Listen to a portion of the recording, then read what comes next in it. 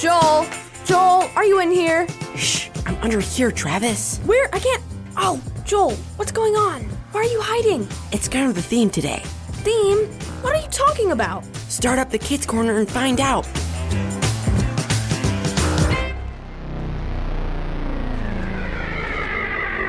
Told you they wouldn't stop looking until they found us, Isaac. Okay, so you were right. Of course you're right. Why wouldn't... Shh! I hear someone coming. I don't hear anything. This is Agent 44102 reporting in command. Any sign of them, Agent? Negative. I will continue my search. They won't get away. I will not tolerate failure. Consider yourself warned, Sage. Yes, sir. That was spooky. Yeah, What are we gonna do, Rachel? we've got to get out of Cyber City. But then what? Become farmers? I don't know anything about cows. There are other cities out there, you know. But they're so far away, and they're probably crawling with techno agents too. It's a chance we'll have to take. Until then, we stay in hiding, and we should listen to the radio.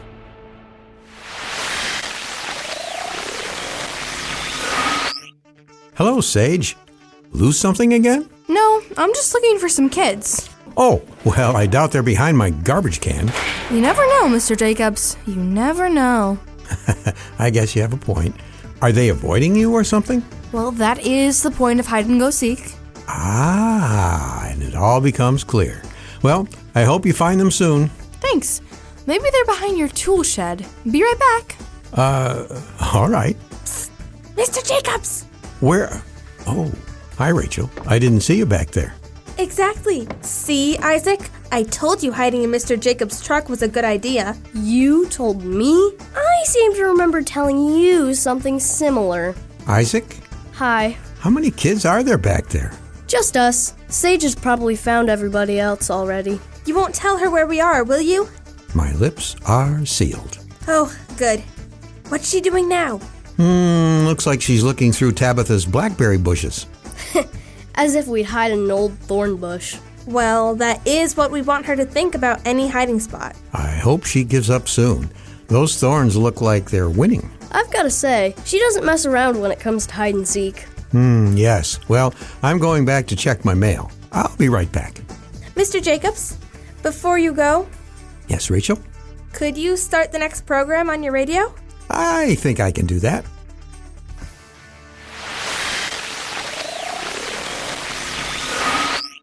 Hey, Mr. Jacobs. No luck finding them, Sage? No, they must have found the best hiding spot in the neighborhood. So what are you doing in here? Oh, listening to the radio, reading my mail. Anything good? The pond, it's always good. Yeah, no, I meant your mail. Oh, not much besides a few bills and an election reminder. I did get a letter from some of my missionary friends. Whoa, you're friends with missionaries? Quite a few of them, actually. Wow, I've only heard about them in church. They must be pretty famous, huh? I don't know if any of my friends are what you would call famous.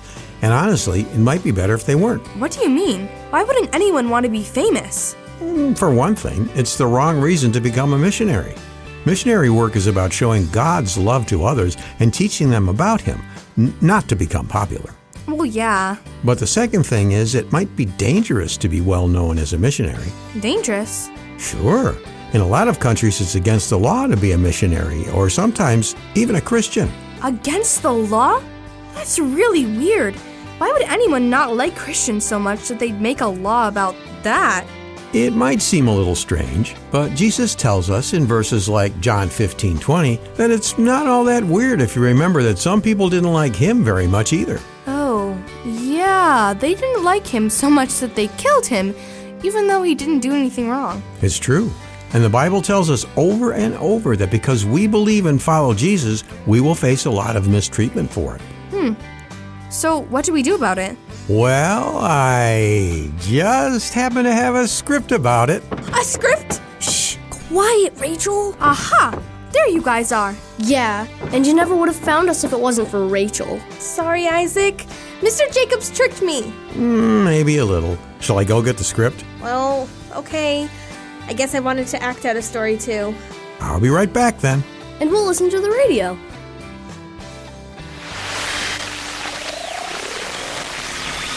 And now, montage of Lionel Jacobs comes the oppressive drama, The Crook and the Beggar, an adapted biblical teaching about persecution. Once upon a time, in a large city, there was a beggar.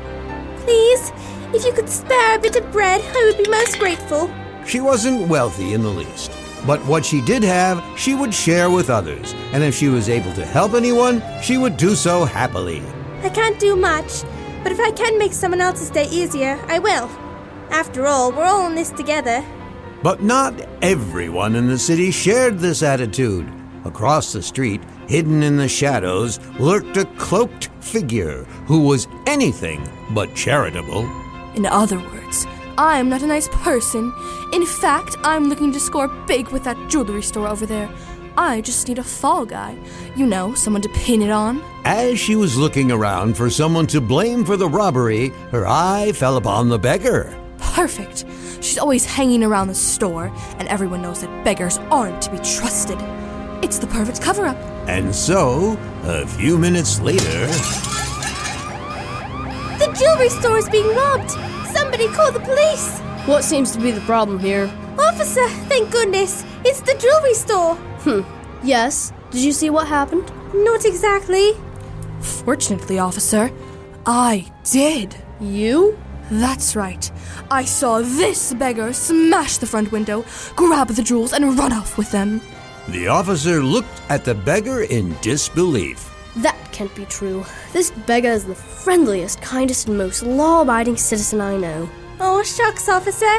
That's nice of you to say. Besides, if she stole all the jewelry, why would she be calling for the police until we got here? Where are the jewels now? And what is that shiny stuff coming out of your pockets? Shiny?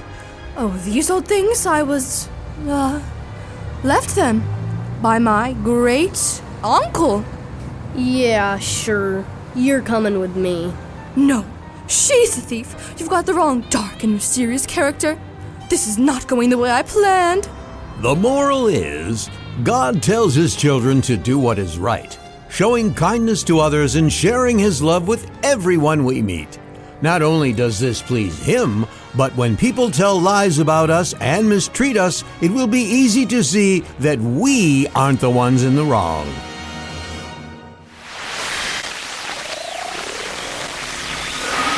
Mr. Jacobs, I have a question about this whole prosecution thing. I think you mean persecution. Whatever. All right, what's on your mind, Sage? You said earlier that people will be mean to us Christians because people were mean to Jesus, but that is kind of weird, isn't it? Makes sense to me. Jesus did a lot of things that made some people mad. If we're doing what Jesus said to do, it's pretty easy to see that we might make other people mad too. Exactly, Rachel. Verses like John 15:19 and 1 John 3:13 make that very clear. Sounds like this John guy had a lot to say about it. That's not what I meant, guys. I meant if Jesus is God and God is in charge of everything, then why does he let people be mean to Christians? Can't he stop them? Okay, I see what you're saying. And God's patience with suffering is a big topic that a lot of people argue about all the time. So you don't know. I have a few thoughts about it. I don't think we have time for another drama script, though. Don't worry, I'll keep it brief. We're listening. Though it's hard to understand, when people treat Christians badly, Christians begin to love God more. Part of that is because they are blessed, like it says in Matthew 5:10 and 1 Peter 3:14.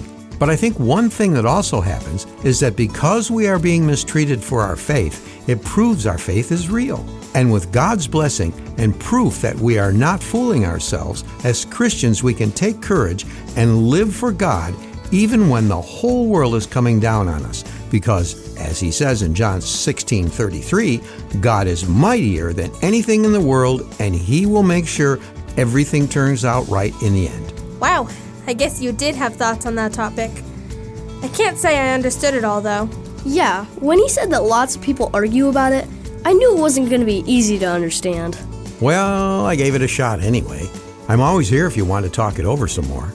That's okay. I've just got to think it over a while. I might even talk with my mom about it later. That's a good idea. So, yeah. Not that this isn't a great conversation, but I just realized that everyone else is waiting for us to get back to playing hide and seek, and it's been at least an hour. Oh, yeah, you're right. We better go. Bye, Mr. Jacobs. See you soon, kids. Stay safe out there. Bye. Mr. Jacobs, Yes, Sage? would it be okay if I hid in the back of your truck next round? Perhaps, if you turn off the radio on your way out. Deal.